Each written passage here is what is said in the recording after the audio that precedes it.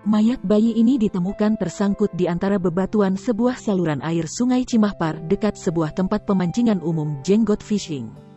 Penemuan pada pukul 10.45 waktu Indonesia Barat.